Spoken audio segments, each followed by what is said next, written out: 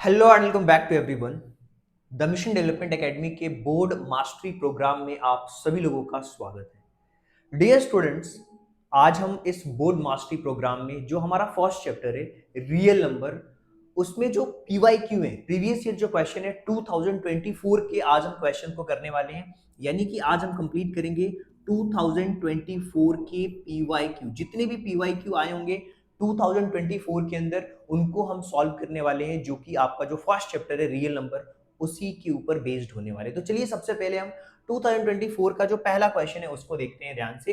तो ये क्वेश्चन आया हुआ है भाई, और क्वेश्चन सबसे पहले मैं हमेशा बार बार कहता हूं कि आपको ध्यान से क्वेश्चन पढ़ना होता है। क्वेश्चन में लिखा हुआ है the smallest irrational number by which √20 should be multiplied so get a rational number. यानी कि √20 दिया हुआ है, इसमें कौन सा स्मॉलेस्ट जो नंबर है इरेशनल नंबर, कौन सा स्मॉलेस्ट इरेशनल नंबर है जिसको मल्टीप्लाई करने के बाद उसको एक रेशनल नंबर मिले, ये क्वेश्चन पूछ रहा है।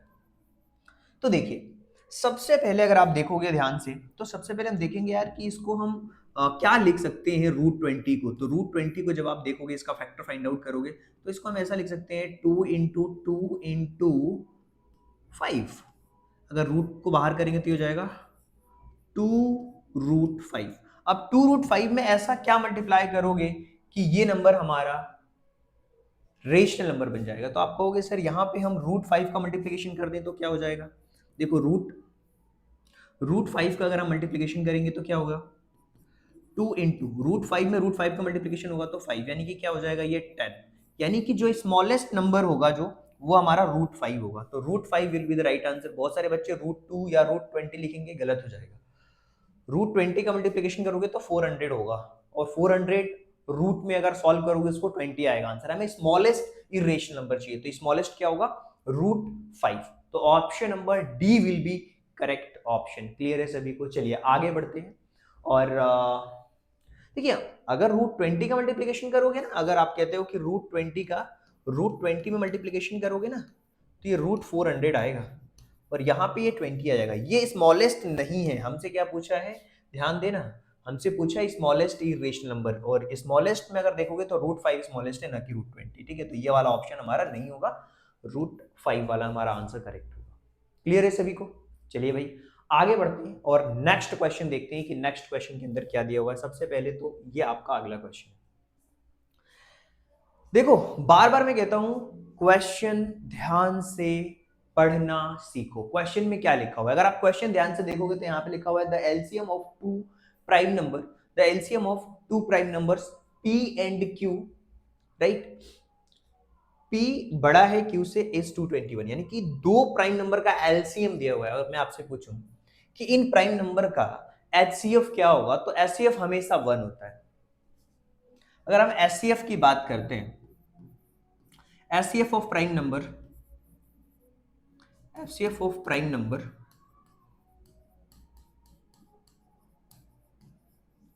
प्राइम नंबर का एचसीएफ क्या होगा, जो कि P और Q है। हमेशा प्राइम नंबर का जो एचसीएफ होता है वो 1 होता है, क्योंकि उसके बीच में कोई भी कॉमन फैक्टर नहीं होता है। ये हम कॉन्सेप्ट में सीख चुके हैं और पढ़ भी चुके हैं। अब इसका एलसीएम हमें दिया हुआ है,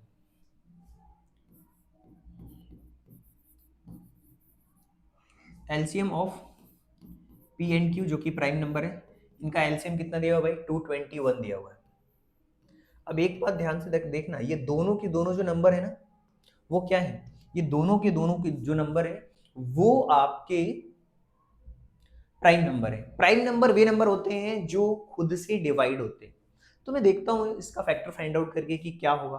तो 221 का अगर मैं फैक्टर फाइंड आउट करने की कोशिश करूं, तो सबसे पहले तो प्राइम नंबर है, 2 से तो डिवाइड जाएगा नहीं, 3 से भी नहीं जाएगा, 5 से भी तो जाएगा नहीं, 7 से देखते हैं, 7 से भी नहीं जा रहा, 7 3 जा 21, नहीं 7 से भी नहीं जाएगा, 11 से भी नहीं जा रहा है, 13 से ट्राई करते हैं, 13 से देख लेते हैं भाई। चलिए 13 बन जा 13, और 51 होगा ये ना, 17 हो जाएगा। तो 17 और 13 होंगे इसके फैक्टर्स। यानी कि अगर मैं इसके फैक्टर्स देखूं 221 के, तो क्या हो जाएंगे, 13 एंड 17, इसका मल्टीप्लीकेशन होगा 13 इंटू 17। लेकिन एक चीज ध्यान देना, यहाँ पे क्वेश्चन में क्या दिया हुआ है, क्वेश्चन में ये दिया हुआ है कि जो p है वो बड़ा है q से, तो इसमें जो बड़ा वाला नंबर है वो हमारा क्या है, p है। तो यानी कि ये जो नंबर है वो आपका क्या है भाई, p है। ये जो नंबर है वो क्या है, q है। क्यों? क्योंकि p is greater than q, right. तो हमारे पास p की वैल्यू आ गई, क्या आ गई, 17। q की वैल्यू क्या आ चुकी है, 13। अब हमें फाइंड आउट क्या करना है, 3p माइनस q। चलिए इसको सॉल्व कर लेते हैं। 3p minus q, 3 into p की वैल्यू हमारे पास में 17 दी हुई है, माइनस 13, तो 17 माइनस 1, सॉरी 51 माइनस 13, 51 माइनस 13 करेंगे, आंसर आ जाएगा आपका 38। 38 will be the right answer, option number C will be the correct answer. Clear है सभी को? बहुत अच्छी तरीके से आई होप कि ये क्वेश्चन आप समझ पाए होंगे। चलिए अब हम नेक्स्ट क्वेश्चन की तरफ बढ़ते हैं, और नेक्स्ट क्वेश्चन में क्या दिया हुआ है अगर आप ध्यान से समझ जाओगे ना तो ऑटोमेटिकली आपको वो क्वेश्चन बनेगा, नहीं तो फिर तो प्रॉब्लम रहने वाली है हमेशा की तरह आपके पास में। तो सेव भी करते हुए चलते हैं, और जिन बच्चों को भी ये हमारी पीडीएफ चाहिए, वो नोट्स चाहिए, तो यार है ना, गूगल प्ले स्टोर से टीएमडी एकेडमी को डाउनलोड करो। कंप्लीट नोट्स, नोट्स में आपको क्या मिलेंगे पता है, सबसे पहले तो कॉन्सेप्ट, उसके बाद कंप्लीट एनसीईआरटी के सॉल्यूशन, उसके बाद प्रीवियस ईयर के जितने भी क्वेश्चन है वो सब आपको मिलेंगे, 25, 24, 23 पूरे आपको सॉल्यूशन के साथ मिलेंगे, वीडियोस भी मिलेंगी, कंप्लीट आपको मिलेगा इस बोर्ड मास्टरी प्रोग्राम में। अदर सब्जेक्ट्स के नोट्स भी आपको मिलते हैं। तो ये हो गया आपको कंप्लीटली। आगे बढ़ते हैं। A pair of irrational number whose product is a rational number. देखिए पेयर ऑफ इरेशनल नंबर, दोनों के दोनों हमारे पेयर क्या होने चाहिए, इरेशनल नंबर होने चाहिए, राइट। और जिनका प्रोडक्ट है वो रेशनल नंबर है। बहुत अच्छी बात है भाई।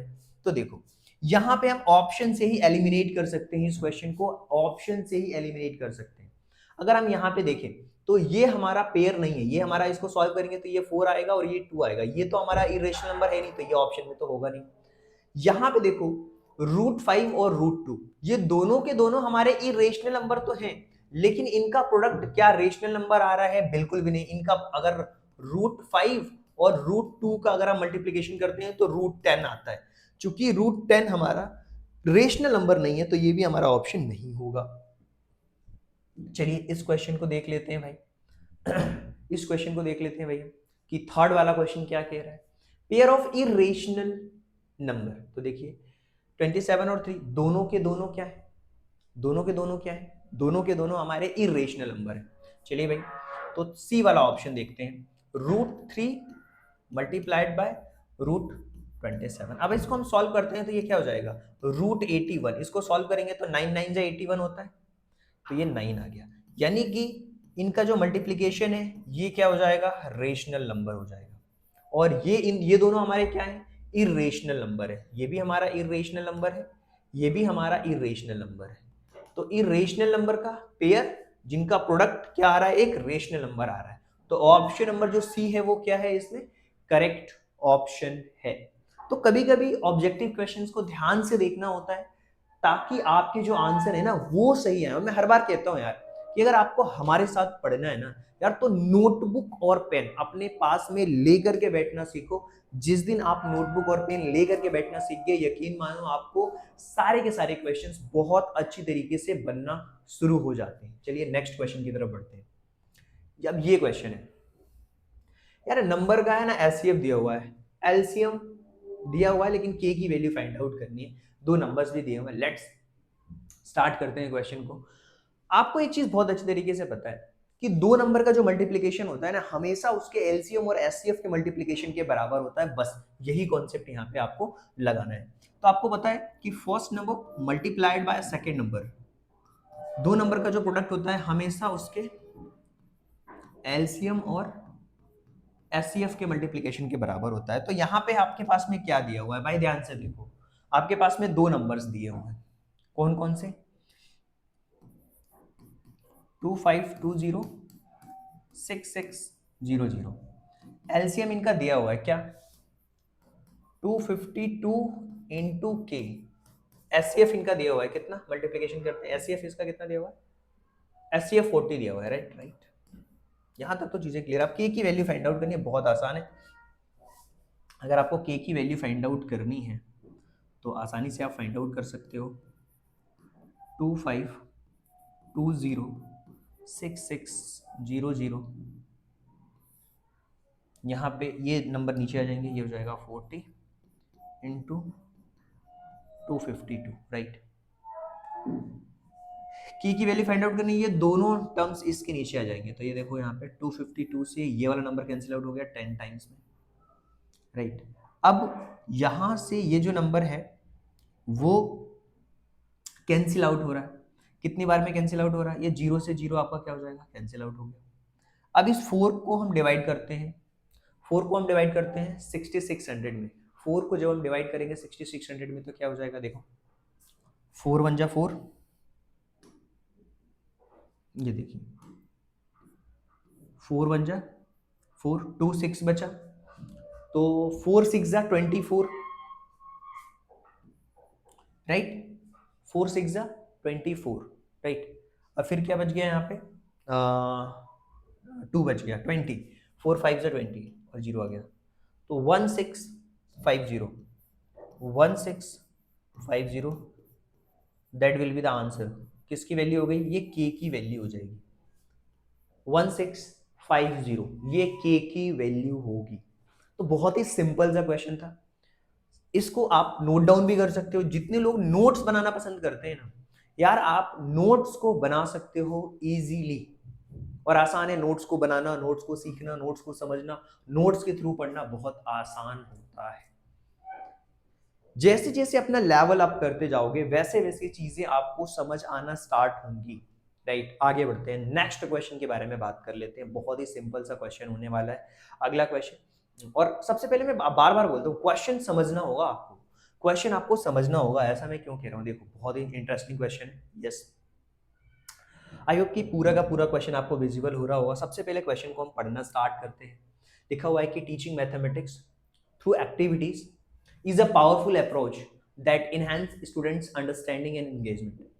Keeping this in mind, MS Mukta planned prime number game for the class 5th students. मतलब उन्होंने प्राइम नंबर का गेम प्लान किया हुआ है। So announce the number 2 in her class and ask the first students to multiply it by a prime number, then pass to the second student.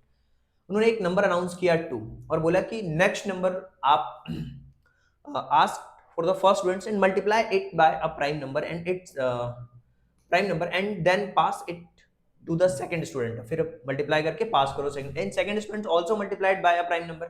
Second student भी उसमें एक prime number का ही multiply कर रहा है। जैसे मान लो कि 2 है, 2 में आपको एक प्राइम नंबर का ही मल्टीप्लिकेशन करना है, जैसे कि 3 का हो सकता है, 3 भी एक प्राइम नंबर है, और जो नंबर आएगा उसको नेक्स्ट में पास करना है to get third students. In this way multiplied by a prime number the last students got, जो लास्ट स्टूडेंट है उसको ये नंबर मिला है 173250।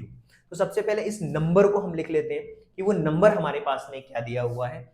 सबसे पहले जो लास्ट स्टूडेंट है उसको नंबर क्या मिला है वो हमें देखना होगा कि वो नंबर दिया हुआ है 173250, 173250, ये हमें ये यहां से हमने कहानी अपनी शुरू कर ली। ठीक है भाई। अब ना Mukta ask some questions to the given below the students. अब कुछ क्वेश्चन पूछे हैं। सबसे पहले what is the least prime number should used by the students. अच्छा, सबसे छोटा जो प्राइम नंबर है वो क्या यूज किया गया है स्टूडेंट के द्वारा, हमें ये देखना है, राइट। देखो स्टूडेंट के द्वारा क्या यूज किया गया है हमें ये बताना है, करेक्ट। और तो चलिए हम देखते हैं कि स्टूडेंट के द्वारा क्या यूज किया गया। सबसे पहले तो इसके हमें फैक्टर्स फाइंड आउट करने पड़ेंगे, तो हम कहानी में समझ पाएंगे कि एग्जैक्टली क्या चीजें और कैसे हम इस क्वेश्चन को समझ सकते हैं। सबसे पहले तो इसका फैक्टर्स फाइंड आउट करते हैं भाई, और बहुत आसान है फैक्टर्स को फाइंड आउट करना। देखो सबसे पहले तो 2 से हम डिवाइड करते हैं। 2 से डिवाइड क्यों करते हैं? क्योंकि पहला ही नंबर जो मिला है वो 2 मिला हुआ है। अगर 2 से डिवाइड करेंगे तो नंबर क्या हो जाएगा? देखिए यहाँ पे 2 8 जा 16, 2 6 जा 12, 2 6 जा 12 और 2 5, यानी कि 8 6 6 2 5। चलिए अब आगे देखते हैं क्या ये नंबर 2 से डिवाइड होगा। अब नहीं, 2 से डिवाइड नहीं होगा। अब हमारा नंबर ये 3 से डिवाइड हो जाएगा, चलिए 3 से डिवाइड करते हैं। 3 8 तो क्या हो जाएगा, 3 2 जा 6, राइट। 8 3 जा 24, फिर से 8 3 जा 24, राइट। फिर 2 बचा, राइट, 2 बचेगा, फिर यहाँ पे क्या हो जाएगा 7 और ये 5, राइट। अब ये नंबर किससे डिवाइड होगा, अब ये नंबर किससे डिवाइड होगा, अभी भी क्या ये नंबर 3 से डिवाइड होगा, बिल्कुल 3 से डिवाइड होगा भाई। 3 से डिवाइड कर देते हैं, 3 9 जा 27, राइट। 3 6 जा 18, 3 2 जा 6, 3 5 जा 15। क्या ये नंबर 3 से डिवाइड होगा, नो, 3 से डिवाइड नहीं होगा, ये नंबर 5 से डिवाइड होगा। तो 5 से डिवाइड करके देख लेते हैं। 5 1 जा 5, 5 3 5 1 जा 5, 4 46 आ गया ना, तो 9 45 हो गया, 1 बचा, तो 5 2 जा 10 और 5 5 जा 25, राइट। 1925। अब फिर से 5 से कर देते हैं, 5 3 जा 15, 5 4 जा 20, 5 5 जा 25। फिर से हम 5 से कर लेते हैं, 5 6 जा 30, 5 9 जा, राइट। एक सेकेंड है, 3, एक सेकेंड, 1925 है ना, एक सेकेंड, 1925 को 5 से डिवाइड करेंगे तो क्या हो जाएगा, 5 3 जा 15, 42 है ना, 42 है तो 8 आएगा, 85 होगा, राइट। फिर से हम 5 से करते हैं, 7 और 35 है ना, फिर 5 75 होगा, फिर 75 को 5 से 75 नहीं होगा, 77 होगा। फिर करते हैं, अब ये 7 से डिवाइड होगा 11 बार में, फिर ये 11 से 1 बार, ओके ठीक है। अब हम जो हमारा पहला क्वेश्चन पूछा गया था उसके बारे में हम बात कर लेते हैं। पहला क्वेश्चन क्या पूछा गया था, पहला क्वेश्चन पूछा what is the least prime number used by the student, सबसे छोटा प्राइम नंबर क्या है। देखो इसमें 3 प्राइम नंबर है, सॉरी एक 2 है, एक 3 है, एक 5 है, एक 7 है और एक 11 है, यही यूज हुए हैं इसके अंदर, 2 3 5 7 और 11। अब हमसे पूछा सबसे छोटा स्टूडेंट के द्वारा, 2 तो टीचर ने अनाउंस किया था, तो सबसे छोटा क्या है 3, तो यहां पे अगर देखोगे कि जो यूज किया गया वो 3 है, आंसर क्या हो जाएगा यहाँ पे 3 हो जाएगा, राइट। क्यों, क्योंकि जो 2 है वो तो टीचर ने ही अनाउंस किया था, so least prime number used by students that is 3। अब हम अगले क्वेश्चन पे बात करते हैं, पढ़ते हैं कि क्या है next question. How many students are in their class, भाई स्टूडेंट कितने हैं उसके अंदर, ये कैसे पता लगेगा। What is the highest prime number used by the student, अच्छा ओके ठीक है, हाईएस्ट प्राइम नंबर क्या होगा, ये कौन, ये हमें बताना है और कितने स्टूडेंट हैं ये हमें बताना है। अब हम इसके बी वाले ऑप्शन पे चलते हैं, बी वाले ऑप्शन पे चलते हैं। भाई कितने स्टूडेंट हैं ये हमें फाइंड आउट करना है कि कितने स्टूडेंट हैं, सबसे पहले तो हमें ये चेकआउट करना पड़ेगा, ठीक है। तो सबसे पहले तो हमें ये देखना पड़ेगा कि कितने स्टूडेंट हैं, राइट, ओके।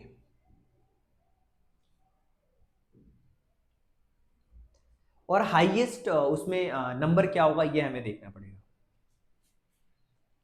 तो फैक्टर अगर हम निकालते हैं 2 3 3 5 5 5 3 टाइम्स 5 है और 7 11 है,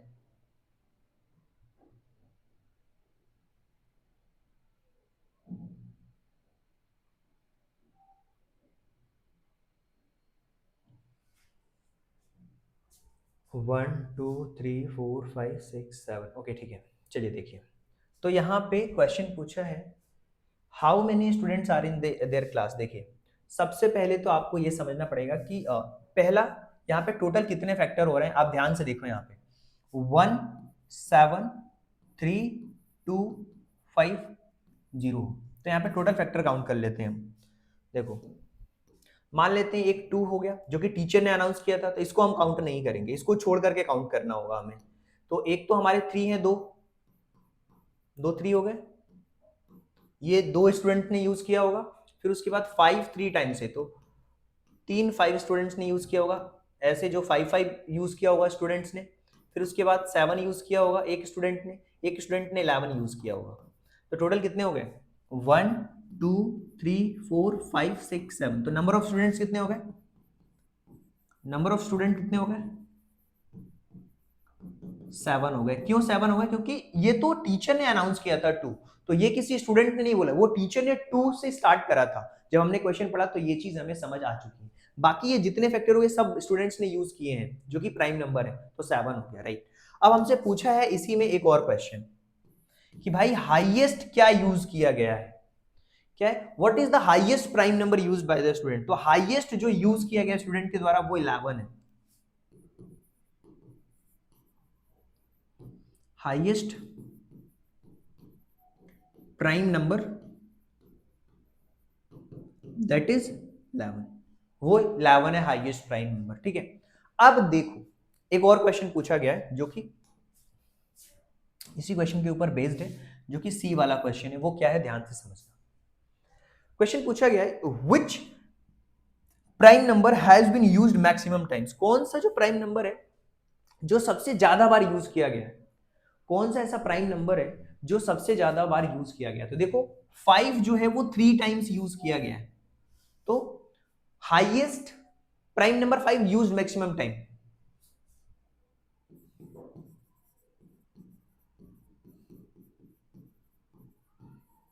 प्राइम नंबर 5 यूज्ड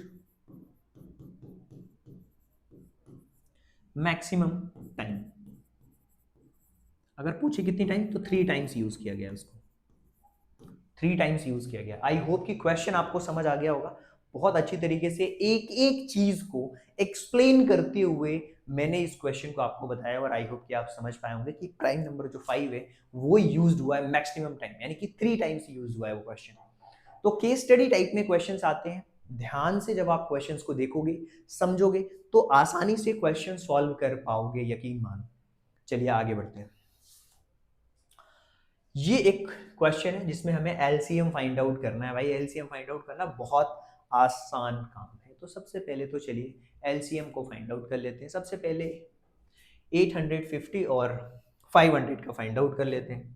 तो चलिए अलग अलग एलसीएम फाइंड आउट कर लेते हैं, फैक्टर फाइंड आउट कर लेते हैं। सबसे पहले तो 850 का हम फैक्टर फाइंड आउट करते हैं। 2 से करेंगे, 2 4 ज़ा 8, 2 2 ज़ा 4, 2 5 ज़ा 10, फिर 4 2 ज़ा 4 और 2 6, 6 और 5 11। 3 से डिविजिबल नहीं होगा, 5 से डिविजिबल होगा, तो 5 से कर लेते हैं।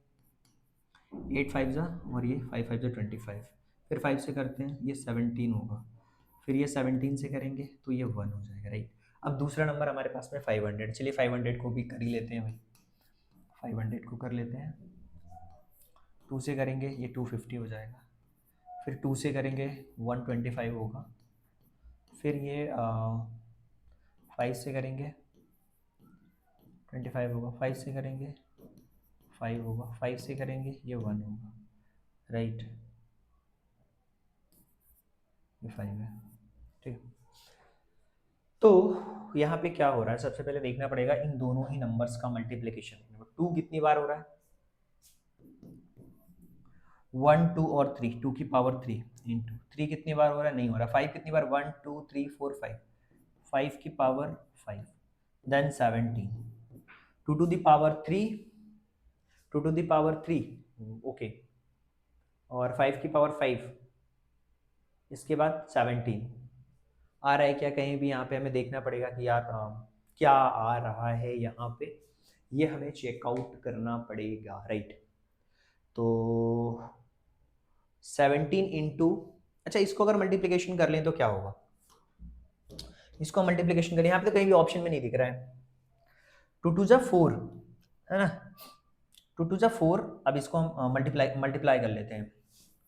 2 into 2 into 2 into 5 into 5 into 5 into 5 into, इसको मल्टीप्लाई कर लेते हैं। 5 टू द पावर 5 है ना, इसको मल्टीप्लाई करते हैं और देखते हैं कि क्या आ रहा है यहाँ पे। इनका एलसीएम फाइंड आउट करना है ना यार इन दोनों नंबर्स का। Okay okay okay, LCM find out करना, ओके। तो इतना क्यों हम उलझ रहे हैं, ऐसा कर देना सिंपल। सबसे पहले तो 850 और 500 दोनों में जो कॉमन है उनको एक बार लिखेंगे, जो कॉमन नहीं है उनको फिर लिख देंगे। तो यहाँ पे 2, ये होगा 2 इंटू 5 इंटू 5 इंटू 17। यहाँ पे क्या हो रहा है 2 into 5 into 5 right. LCM find out करना, अगर एचसीएफ फाइंड आउट करना होता तो सबसे पहले जो नंबर कॉमन है उनको हम लिख देते। अगर हमें एचसीएफ फाइंड आउट करना होता तो ये 2 कॉमन है, इसमें 5 कॉमन है, 2 बार 17 कॉमन नहीं है। तो अगर एचसीएफ पूछता तो हम ये लिखते 2 इंटू 5 इंटू 5, बट हमसे एलसीएम पूछा है तो हम उन नंबर्स को भी लिखेंगे जो बच गए हैं। तो ये 2 बचा इंटू 5 इंटू 17। तो अब हम इसको देख लेते हैं, 2 कितनी बार है, 2 बार है। 2 to the power 2 into 5 to the power 3 into 17। तो 2 टू जा 4 इंटू 5 इंटू 5 इंटू 17। तो 5 5 जा 25, तो ये हो जाएगा 100 इंटू 5 इंटू 17। 100 इंटू 5 क्या हो जाएगा 500। 500 इंटू 17 है क्या, 500 into 17, yes 17 into 500, yes that will be the option number B. जो ऑप्शन नंबर बी है वही इसका करेक्ट ऑप्शन होगा। बहुत सिंपल क्वेश्चन है भाई, और उम्मीद करता हूं कि आप सभी लोगों को ये क्वेश्चन बना होगा। एक बार और हम अगले क्वेश्चन की तरफ बढ़ेंगे और देखेंगे कि क्वेश्चन में क्या दिया हुआ है, कैसे आप उस क्वेश्चन को सॉल्व कर सकते हो। बहुत आसान है क्वेश्चन को सॉल्व करना। तो चलिए क्वेश्चन को सॉल्व करते हैं, समझने की कोशिश करेंगे और आसानी से सारे के सारे क्वेश्चन आपको बनने वाले हैं। सेव भी करते हुए चलते हैं क्योंकि बहुत सारे बच्चों को नोट्स की भी जरूरत होती है। क्लियर है, बहुत सिंपल। आगे बढ़ते हैं। ये भी क्वेश्चन आपका 2024 में आया हुआ था और मैं बता रहा हूं यार, इस टाइप के क्वेश्चन तो आपको आने ही आने हैं आपके पेपर में। हर साल पूछा जाता है ये क्वेश्चन और यहां से आप अपने मार्क्स 100% सिक्योर कर सकते हो।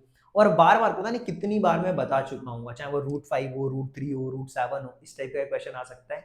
या फिर डायरेक्टली आपको इस तरीके का क्वेश्चन आ सकता है कि भैया 6 - 4 √5 इज ए इरेशनल नंबर और यहाँ पे गिवन है। सबसे पहले जो गिवन है उसको हमें लिखना होता है इस क्वेश्चन में।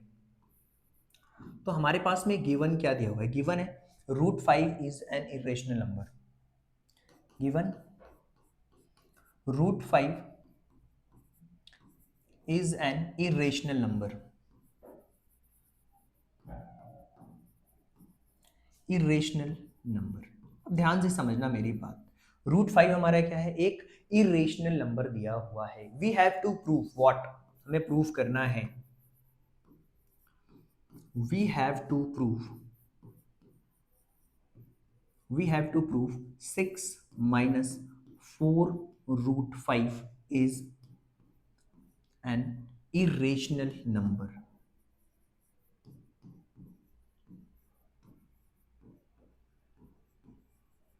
अब हम क्या करेंगे, अज्यूम करेंगे अपोजिट। लेट्स अज्यूम अपोजिट, यहीं से तो गेम हमारा शुरू होता है। लेट्स अज्यूम अपोजिट, लेट्स या फिर let us assume opposite.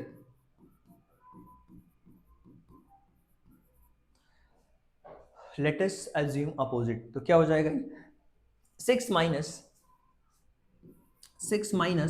4 √5 is a rational number. हम मान लेंगे इसको अपोजिट मानेंगे तो क्या हो जाएगा, ये हमारा एक रेशनल नंबर होगा। अगर ये रेशनल नंबर है तो हम इसे किसके फॉर्मेट में लिखेंगे, a/b के फॉर्मेट में लिखेंगे। Hence 6 - 4 √5 can be written in the form of, सारी कहानी लिख देता हूं, can be written in the form of a/b, a/b, where a and b, और b में एक बार फिर से वापस से लिख देता हूं कि b is not equal to 0 are are coprime का नंबर का मतलब क्या होता है? No more than no common factor other than 1,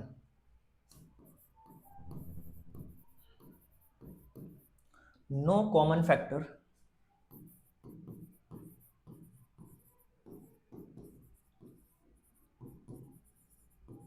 other than 1। ठीक है, मैंने कोप्राइम का मतलब भी लिख दिया। यहाँ पे b is not equal to 0, क्यों? क्योंकि ये a अपॉन बी के फॉर्मेट में लिखेंगे, चूंकि रेशनल नंबर है, तो जहाँ पे b is not equal to 0 ये हमें लिखना पड़ता है। तो अब हम क्या करेंगे, ये जो नंबर दिया हुआ उसको a अपॉन बी के फॉर्मेट में लिखेंगे, 6 माइनस 4√5, 6 माइनस 4√5, राइट, 6 माइनस 4√5। तो यहाँ पे हम लिख देंगे 6 minus 4√5 equal to a upon B. हम यहाँ से √5 की वैल्यू फाइंड आउट करेंगे। तो सबसे पहले तो हमें ये देखना पड़ेगा कि इस पूरी टर्म्स को हम उस तरफ ले जाएंगे, तो क्या हो जाएगा, 6 minus a upon B equal to 4√5, right. तो अब हम इसको सॉल्व कर लेते हैं। 6b minus A upon B equal to 4√5, √5 की वैल्यू फाइंड आउट करेंगे तो 4 नीचे आ जाएगा। 6b minus A upon 4b equal to √5। यहाँ पे क्या हो रहा है, यहाँ पे ये जो नंबर है वो एक रेशनल नंबर है, और ये जो नंबर है ये हमारा क्या हो रहा है, इरेशनल नंबर, क्योंकि ऑलरेडी हमें क्वेश्चन में ही दिया हुआ है। तो ये क्या होगा, इक्वल नहीं हो सकते। क्या इक्वल नहीं हो सकते? Rational is not equal to irrational. तो हम कह सकते हैं, यहाँ पे वो स्टेटमेंट भी लिख सकते हो कि यहाँ पे 6b minus A upon 4b is a rational number but √5 is an irrational number,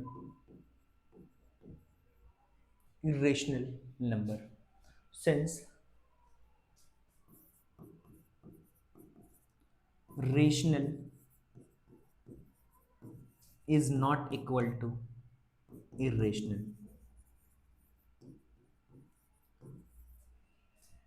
Rational is not equal to irrational. This is a contradiction.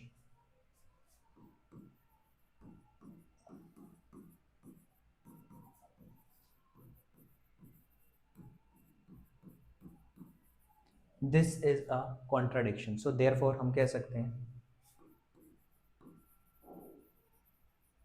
therefore क्या, 6 minus 4√5,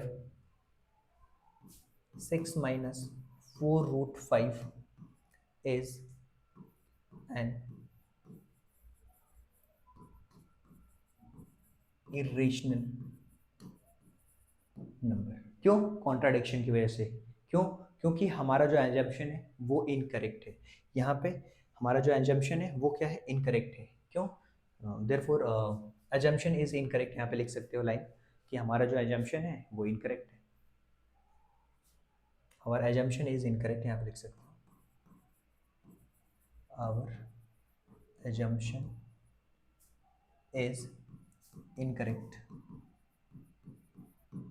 therefore 6 minus 4√5 is an irrational number, hence proved।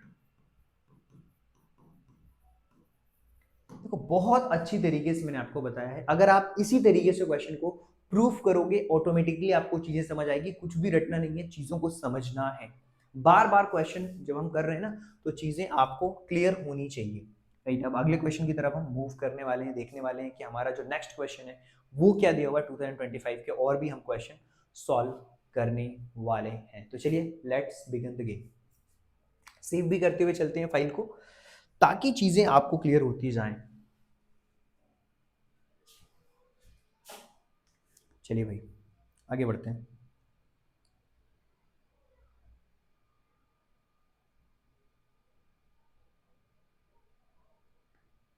चलिए आगे बढ़ते हैं, ठीक है।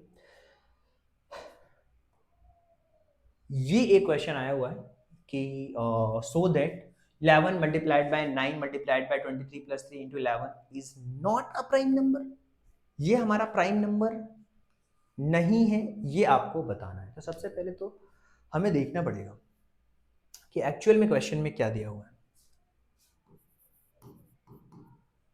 क्या दिया हुआ है भाई, देखो 11 इंटू 19 इंटू 23 प्लस 3 इंटू 11। यहाँ से हम कॉमन क्या लिख सकते हैं, 11 को कॉमन ले सकते हैं। 11 कॉमन लेंगे तो यहाँ पे क्या हो जाएगा, 19 इंटू 23 प्लस 3, ये होगा। चलिए अब हम सॉल्व करते हैं इस क्वेश्चन को। जब हम इस क्वेश्चन को सॉल्व करेंगे, तो 19 इंटू 23 करेंगे, 19 इंटू 23 करेंगे तो क्या हो जाएगा, 437।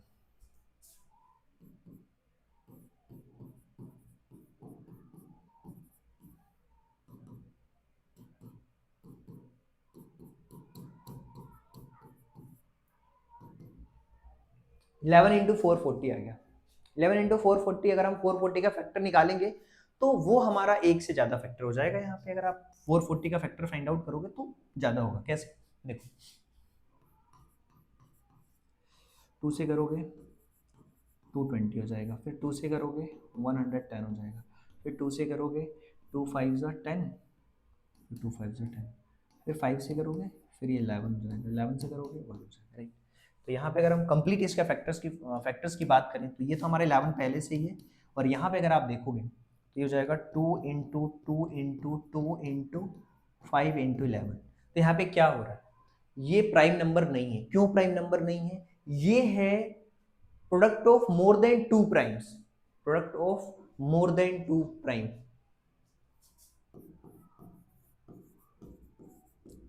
Product of more than 2 prime number. तो ये क्या है, ये प्राइम नंबर नहीं है, ये हमारा कंपोजिट नंबर है। यही हमें बताना था, यहाँ पे हमने बता दिया है। तो आई होप कि आपको ये जो क्वेश्चन है वो समझ आया होगा। बहुत ही सिंपल सा क्वेश्चन था भाई, कि आपको बताना है कि ये आपका एक प्राइम नंबर है। ये भी क्वेश्चन आया हुआ था 2024 में, सीबीएसई के जो क्वेश्चन पेपर है वहीं से डायरेक्टली हम क्वेश्चंस को पिक कर रहे हैं, जो कि 2024 में आए हुए हैं। इसके पहले हमने 25 के क्वेश्चंस करे हैं, उसके पहले आपको पता है कॉन्सेप्ट किए हैं, पूरी एनसीईआरटी को सॉल्व किया है इस बोर्ड मास्टरी प्रोग्राम्स में। तो चलिए आगे चलते हैं और अगले क्वेश्चन की तरफ बढ़ते हैं। और ये एक क्वेश्चन आया हुआ है, if two positive integer p and q can be expressed as a p equal to 18a square b to the power 1 and q, this where a and b are the prime numbers, so LCM क्या होगा p और q का।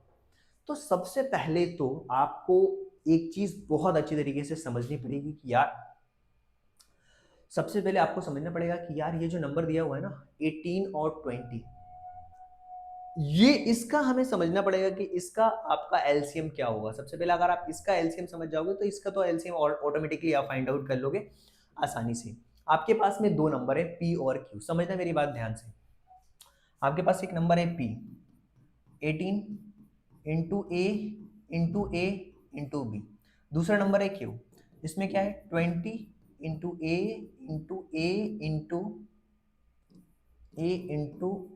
Into B, right.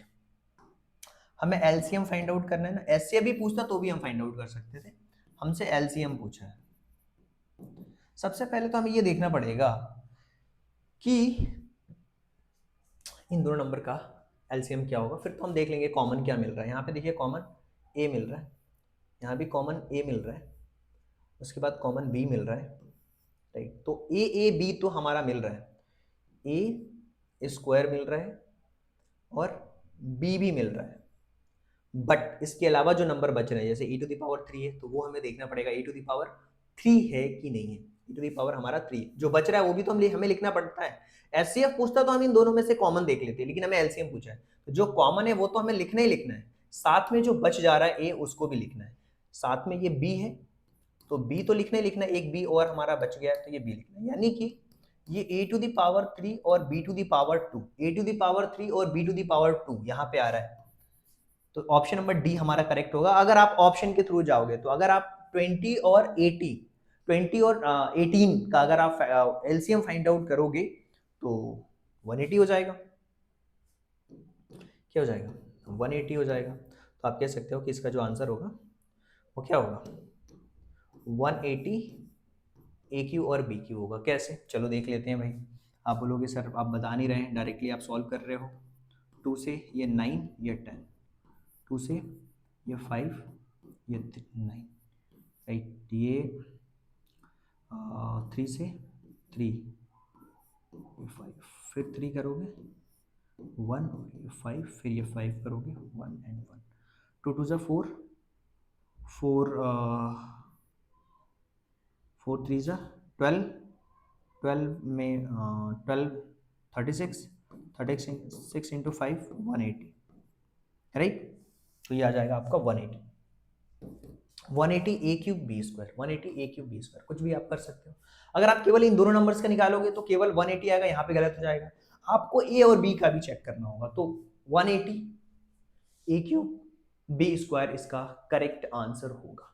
चलिए एक और question है, बहुत interesting question मैं आपको बता रहा हूँ। अभी एक क्वेश्चन हमने सॉल्व किया, अगर आपने देखा होगा ध्यान से, इरेशनल प्रूफ करने वाला, और इस टाइप के क्वेश्चन तो आते ही आते हैं आपके एग्जाम्स में, जो कि बहुत इंपॉर्टेंट क्वेश्चन होता है। तो चलिए एक और क्वेश्चन हम सॉल्व करते हैं, राइट। मैं बार बार कहता हूँ यार, आप अपने साथ है ना नोटबुक और पेन लेकर के बैठा करो। जब आप नोटबुक और पेन लेकर के बैठोगे ना, देखो ये क्वेश्चन दिया, बहुत इंटरेस्टिंग क्वेश्चन है भाई, बहुत इंटरेस्टिंग क्वेश्चन है। इस क्वेश्चन को आई होप कि आप सॉल्व करोगे। अभी मेरे साथ आप सॉल्व करना स्टार्ट कर दो, आपको आता है, क्योंकि बहुत बार हम क्वेश्चन कर चुके हैं। ये कॉन्सेप्ट में भी किया है, पीवाईक्यू में भी किए हैं, 2025 के 24 में भी आया हुआ है।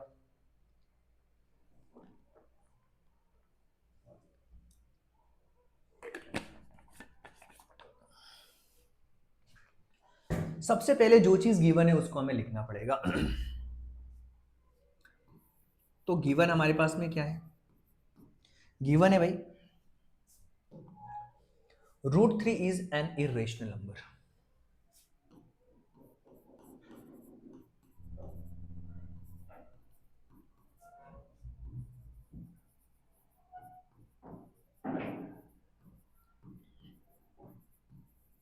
यहां तक आपको क्लियर है।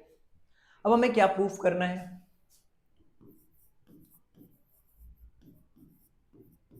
We have to prove 5 minus 2√3 is an irrational number।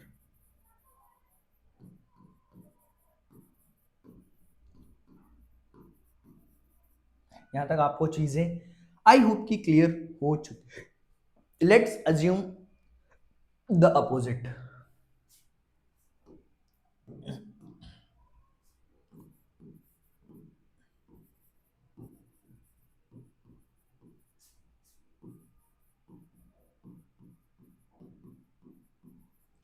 अब हमें क्या करना है, अपोजिट एज्यूम करना है। जब आप अपोजिट एज्यूम करते हो तो क्या लिखते हो, आप लिखते हो √3, सॉरी 5 माइनस, अपोजिट एज्यूम करेंगे तो हम लिख देंगे कि 5 minus 2√3 is a rational number.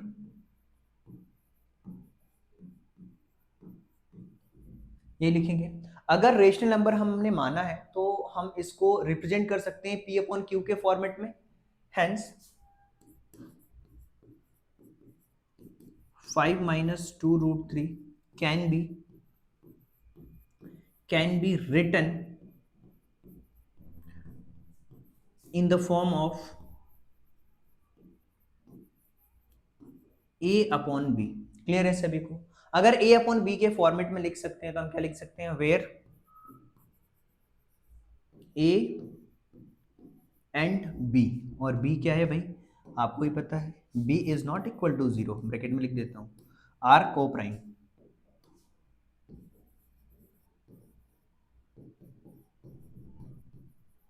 को प्राइम का मतलब क्या होता है ये भी लिख लेते हैं। क्या होता है को प्राइम का number, no common factor other than 1।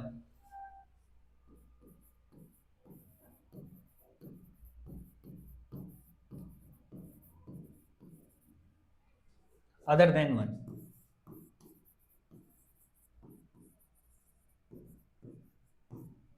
No common factor other than 1, तो हम लिख सकते हैं हेंस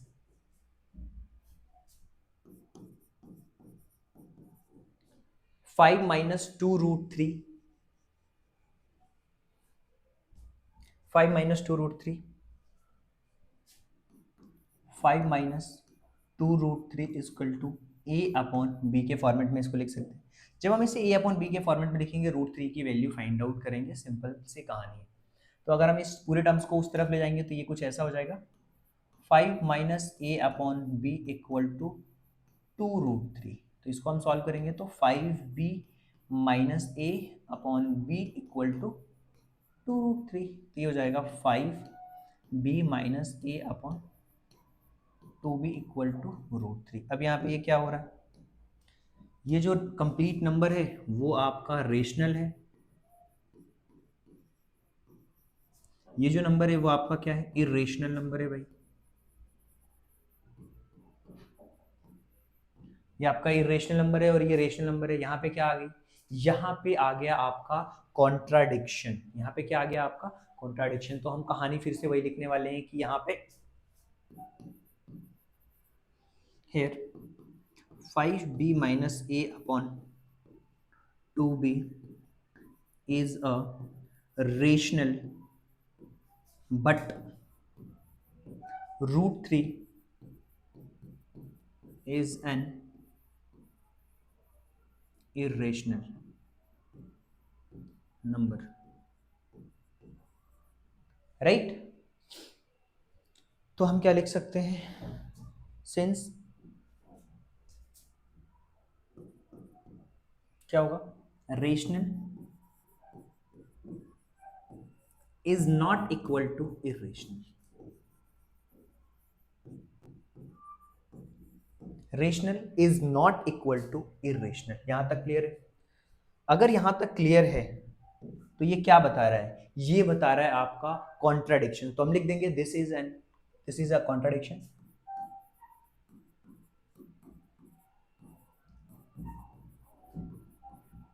आपको रटना नहीं है, चीजों को समझना है, चीजों को समझना है। So our assumption is incorrect.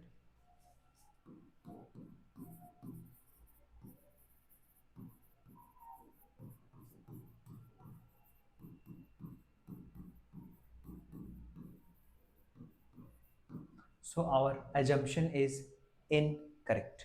Therefore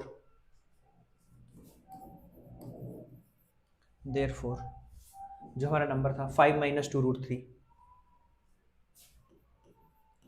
5 minus 2 root 3 is irrational.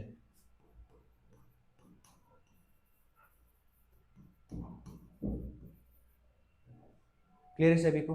ये क्या हो गया यहाँ पे, प्रूफ हो गया, हैंस प्रूफ।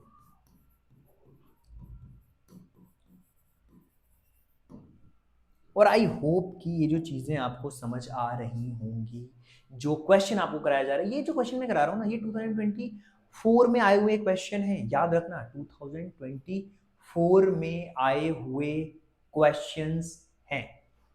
चलिए आगे बढ़ते हैं, एक और क्वेश्चन देखते हैं। हमें बताना है कि ये हमारा जो क्वेश्चन है वो कंपोजिट नंबर है। अभी एक और क्वेश्चन ऐसा हमने सॉल्व किया था, so that the number 5 into 11 into 17 plus 3 into 11 is a composite number। Okay, एक और क्वेश्चन था जिसमें पूछा गया था कि ये प्राइम नंबर नहीं है, और यहाँ पे पूछा है कि ये कंपोजिट नंबर है। अगर आपने ध्यान से देखा होगा उस क्वेश्चन को तो देखो भाई, सबसे पहले तो ये है 5 into 11 into 17 plus 3 into 11। 11 को कॉमन ले लो, 11 को कॉमन लोगे तो क्या हो जाएगा 5 into 17 plus 3, तो ये क्या हो जाएगा 11 into 17 में अगर हम 5 को मल्टीप्लाई करेंगे तो 85 हो जाएगा, और 85 प्लस 3 ये क्या हो जाएंगे 88 हो जाएंगे। तो 11 इंटू 88, 88 का अगर हम फैक्टर फाइंड आउट करते हैं तो बहुत सिंपल है 88 का फैक्टर फाइंड आउट करना। 11 इंटू 88 को हम क्या लिख सकते हैं 2 इंटू 2 इंटू 2 इंटू 11, राइट। तो यहाँ पे क्या हो जाएगा टोटल अगर देखा जाए तो 2 इंटू 2 इंटू 2 इंटू 11 इंटू 11, तो यहाँ पे क्या हो रहा है भाई, ये तो कंपोजिट नंबर हो रहा है। क्यों कंपोजिट नंबर हो रहा है? कि ये जो एक्सप्रेशन है 2 and 11 as a factor therefore is a composite number, right. यहाँ पे क्या हो रहा है कि ये नंबर खुद के अलावा भी बहुत सारे नंबर से डिविजिबल हो रहा है। अगर आप यहाँ पे देखो, एक और क्वेश्चन हमने किया था, मैं आपको बता देता हूँ, कि जिसमें हमने केवल और केवल प्राइम प्रूव किया था। देखो क्या, product of more than 2 prime numbers, देख रहे हो यहाँ पे, product of more than 2 prime numbers यहाँ पे आ रहा है।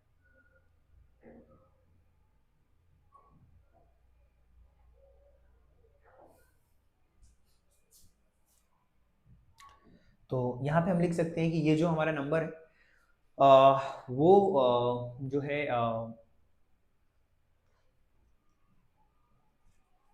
अपने और खुद के अलावा भी और भी नंबर से डिवाइड हो रहा है।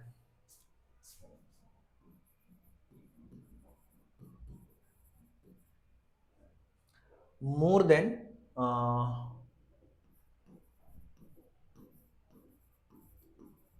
2 factor, so is a composite number।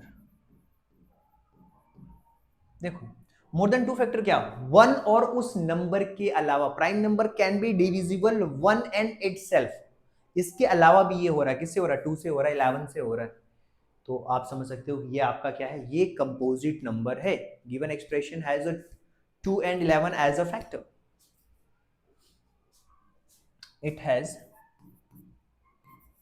it has 2 and 11 as a factor, it means more than 2 factors, so it is a composite number। okay, और इसको अच्छी तरीके से हमने लिख दिया। ये था हमारा 2024 में जो क्वेश्चन आए हुए थे, वो वाले क्वेश्चन। अब हम आगे बढ़ते हैं, कुछ और क्वेश्चंस को हम देखेंगे कि यार क्वेश्चन में क्या दिया हुआ है, कैसे हम क्वेश्चन को समझ सकते हैं, इसके बारे में बात करेंगे। चलिए नेक्स्ट क्वेश्चन की तरफ आगे बढ़ते हैं। और अगला जो क्वेश्चन है बहुत ही इंटरेस्टिंग है, और मैं बता रहा हूँ आपको, अगर आपने ध्यान से क्वेश्चन को पढ़ लिया ना, तो क्वेश्चन आपके लिए आसान होगा, यकीन मानो। अगर ध्यान से पढ़ोगे तो, नहीं पढ़ोगे तो फिर तो यार टफ लगेगा। In a teachers workshop, the number of teachers teaching French, English and French, Hindi and English, जिसमें नंबर दिया हुआ है 48, 80 और 144। Find the minimum number of rooms required for the each room the same of teachers selected the therefore other the same subject. यहाँ पे हमें सबसे पहले तो हमें फाइंड आउट करना होगा कि इसका HCF क्या होगा। जो तीन चीजें यहाँ पे दी हुई हैं फैक्टर्स में, आपको सबसे पहले क्या दिया हुआ है, 48 दिया हुआ है, उसके बाद आपको दिया हुआ है 80, उसके बाद आपको 144 दिया हुआ है। सबसे पहले तो इनका फैक्टर्स हम फाइंड आउट कर लेते हैं। फैक्टर्स फाइंड आउट करना बहुत आसान है। अगर 48 का फैक्टर्स की बात करें तो क्या हो जाएगा, 2 2 जा 4, 4 2 जा 8, 8 2 जा 16, 16 3 जा 48। अब हम 80 का फैक्टर्स फाइंड आउट करेंगे तो क्या हो जाएगा, बहुत सिंपल है, 2 2 जा 4, 4 2 जा 8, 8 2 जा 16, 16 5 जा 80। चलिए और भी हम देख लेते हैं। 2 2 जा 4, 4 जा 8, 8 जा 16, 16 9 जा, यानी कि 3 3 144। तो अब हम यहाँ पे हम HCF फाइंड आउट करेंगे सबसे पहले।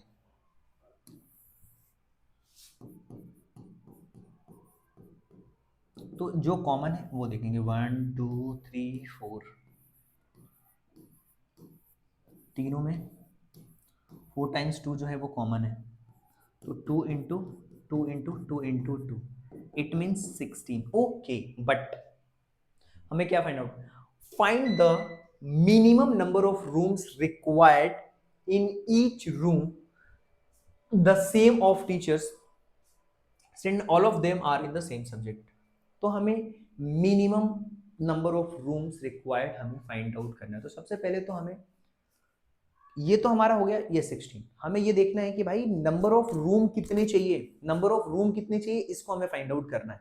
तो देखो अब हम फाइंड आउट करते हैं नंबर ऑफ रूम्स। अब यहाँ से गेम बहुत आसान है, number of rooms find out करना है तो बहुत आसान है। देखो number of rooms find out करना है, तो सबसे पहले जो वर्कशॉप में नंबर ऑफ टीचर्स दिए हुए हैं, फ्रेंच, हिंदी और इंग्लिश के इनको प्लस कर देंगे, तो टोटल सबसे पहले हम देखेंगे 48, 80 और ये 144 है ना, फ्रेंच के, हिंदी के और इंग्लिश के टीचर्स, ठीक है। और इनका जो HCF है वो हमारा 16 है, तो 16 से हम डिवाइड कर देंगे। तो अगर हम इनको प्लस करते हैं तो इनका प्लस कितना जाएगा, 272 अपॉन 16, इसको डिवाइड करेंगे तो 17 आ जाएगा। यानी कि जो नंबर ऑफ रूम्स आएंगे, वो क्या आएंगे, 17 आएंगे।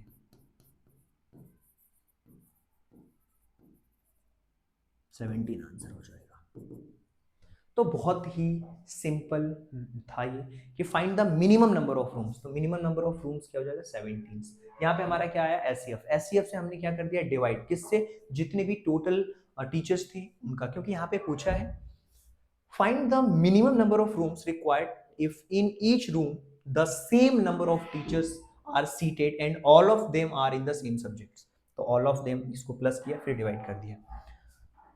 आई होप कि ये क्लियर हुआ होगा ये वाला क्वेश्चन। चलिए हम आगे बढ़ते हैं और चीज़ों को समझते हैं। और बहुत ही इंटरेस्टिंग क्वेश्चन मैं आपको बता रहा हूँ, असर्शंस रीजन बेस्ड क्वेश्चन आने वाला है आपका, जो कि 2024 में पूछा गया था। तो ध्यान से जब आप देखोगे, चीज़ों को समझोगे, तो चीज़ें आपके लिए बहुत आसान होने वाली हैं। तो चलिए देखते हैं, क्वेश्चन को सॉल्व करते हैं। ओके, ध्यान से देखो, इस क्वेश्चन को देख लो। सबसे पहले इस क्वेश्चन को ध्यान से पढ़ो, आप क्या लिखा है। डायरेक्शन दिए हुए, assertion is followed by a statement of reason, select the correct options from the following option. ठीक है, करेक्ट ऑप्शन हमें सेलेक्ट करना है। पहला हमें ये 4 ऑप्शन दिए हुए हैं, ए, बी, सी और डी। पहले वाले ऑप्शन में दिया हुआ है both assertions and reasons are true, और वो कंप्लीटली जो है रीजन एक्सप्लेन असर्शंस कंप्लीटली। दूसरा दिया हुआ है assertions and regions are true, region does not explain the assertion। Third one दिया है कि assertion is true but reason is false, assertion is false but reason is true। चलिए ठीक है, अब assertions और reason के स्टेटमेंट को हम पढ़ते हैं, तो हमें सारी बातें समझ में आने लग जाएंगी यहाँ पे ऑटोमेटिकली। सबसे पहले तो assertions को हम पढ़ते हैं कि क्या दिया हुआ है। assertion में हमें क्या दिया हुआ है, ध्यान से देखो, यहाँ पे बहुत अच्छी तरीके से आपको चीजें समझ आएगी। इफ द ग्राफ, यहाँ पे क्या लिखा हुआ है, if the graph of polynomial touches. देखिए नेक्स्ट हमारा जो टॉपिक है वो पॉलिनोमियल का ही है, बट फिर भी मैं आपको समझा देता हूं, ये क्वेश्चन इसके अंदर आ गया है। तो if the graph of polynomials touches x axis and only at one point, then the polynomial can not be a quadratic polynomial. तो जो हमारा पॉलिनोमियल है वो क्वाड्रेटिक पॉलिनोमियल नहीं हो सकता। तो सिंपल सी बात है, अगर आपने पॉलिनोमियल, अगर आपने नहीं पढ़ा, आगे मैं पढ़ाऊंगा, मैं आपको बता रहा हूं कि अगर कोई भी ग्राफ एक्स एक्सिस को सिर्फ एक ही जगह पे टच कर रहा है, हेलो, अगर कोई भी ग्राफ एक्स एक्सिस को, जैसे मान लो ये, अगर कोई भी ग्राफ है, ये हमारा एक्स एक्सिस हो गया, ये हमारा वाई एक्सिस हो गया, राइट, ये हमारा एक्स एक्सिस हो गया, ये हमारा वाई एक्सिस हो गया। अगर कोई भी ग्राफ ऐसा है जो केवल एक्स एक्सिस पे एक ही पॉइंट पे टच कर रहा हो, तो वो हमारा जो है वो क्वाड्रेटिक पॉलिनोमियल नहीं हो सकता।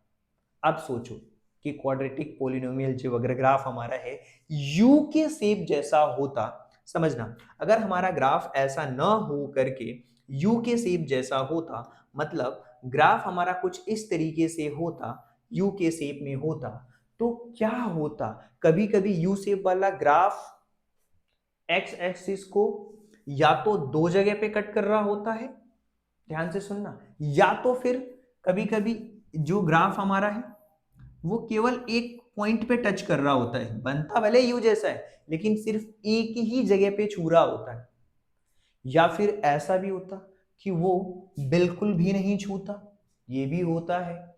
तो जब ग्राफ सिर्फ एक जगह छूता है, इसका मतलब वो, जब सिर्फ ग्राफ केवल एक ही जगह पे छूता है, इसका मतलब ये है कि वो क्वाड्रेटिक हो भी सकता है, राइट, क्योंकि क्वाड्रेटिक के पास में डबल रूट होते हैं, क्वाड्रेटिक के पास हाँ डबल रूट होते हैं। तो जो एसर्शन है, इस बेसिस पे अगर आप एसर्शंस को पढ़ रहे हो तो क्या समझ आ रहा है, if the graph of polynomials touches x-axis at only one point, then polynomial cannot be a quadratic polynomial. No भाई, quadratic polynomial हो सकता है. मैंने क्या बताया? quadratic polynomial की अलग अलग conditions बताई कि अगर वो u बन रहा है, अगर वो u बन रहा है तो हो सकता है कि वो दो पॉइंट्स को टच करे, हो सकता है कि वो टच ही ना करे, हो सकता है कि वो केवल एक ही पॉइंट पे टच करे. ये क्वाड्रेटिक इक्वेशन की सिचुएशंस हैं, जरूरी नहीं है. क्लियर है? तो इससे हमें क्या समझ आ रहा है? हमें इससे ये समझ आ रहा है कि ये जो असर्शन है वो गलत असर्शन दिया हुआ है. क्लियर है? आगे जब हम चैप्टर 2 पढ़ेंगे बहुत अच्छी तरीके से बता दूंगा, क्योंकि क्वेश्चन आ गया तो मैंने यहाँ पे बता दिया. दूसरा है, a polynomial is a degree n और n greater than 1 can have a most n zeros, can have most n zeros. अब देखो, जो आपका रीजन क्या कह रहा है, डिग्री 1 है मतलब एक जीरो, डिग्री 2 है मतलब दो जीरो, डिग्री 3 है मतलब तीन जीरो. मतलब ये बिल्कुल सही बोल रहा है. क्या बोल रहा है? n is greater than 1, n is greater than 1. अगर n है, ठीक है भाई, अच्छी बात है. डिग्री 2 है, मैक्सिमम जीरोस तो होंगे. डिग्री 3 है, मैक्सिमम जीरोस 3 होंगे. ये बात बिल्कुल सही है. यानी कि असर्शंस तो गलत है लेकिन रीजन आपका सही है. असर्शन तो गलत है लेकिन रीजन आपका सही है. तो क्या समझ आ रहा है? Assertion is false but reason is true. Option number D जो है इसका करेक्ट ऑप्शन है. राइट? तो देखिए, ये तो हमारा चैप्टर नंबर 2 का क्वेश्चन था, बट कोई बात नहीं. अगर इस स्लाइड में था तो हमने सॉल्व कर लिया, कोई बात नहीं. अगर आएगा सेकंड चैप्टर में तो फिर से सॉल्व कर लेंगे यार, क्या प्रॉब्लम है. और आई होप कि आपको ये जो चीजें हैं बहुत अच्छी तरीके से समझ आई होगी. So thank you so much and thanks for giving your precious time. Board mastery programme में अगर आप पढ़ रहे हो ना, तो यार नोटबुक और पेन के साथ पढ़ो. अगर आपको नोट्स चाहिए तो आप हमारी जो एप्लीकेशन है उसको डाउनलोड करिए गूगल प्ले स्टोर से.